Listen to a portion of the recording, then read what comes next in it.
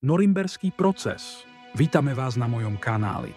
Dnes sa pozrieme na Norimberský proces, významnú kapitolu v dejinách svetového práva. Norimberský proces bol organizovaný po druhej svetovej vojne, aby potrestal vojnové zločiny nacistických lídrov. Tento proces sa konal v meste Norimberg v Nemecku a trval od 20.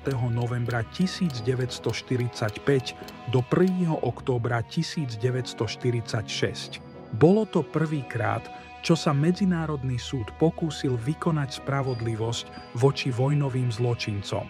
Medzi obžalovanými boli významné postavy nacistickej hierarchie ako Hermann Göring a Rudolf Hess. Norimberský proces bol vedený 4 hlavnými mocnosťami: USA, Spojené kráľovstvo, Sovietsky zväz a Francúzsko.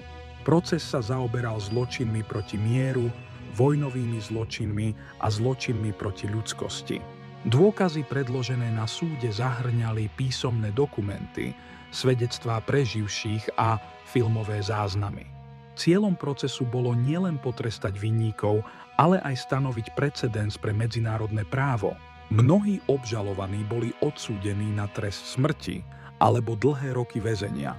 Norimberský proces položil základy pre budúce medzinárodné súdy a trestanie vojnových zločinov.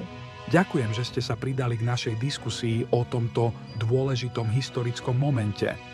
Nezabudnite sa prihlásiť na odber kanála a dať like pre ďalšie videá. Ďakujeme.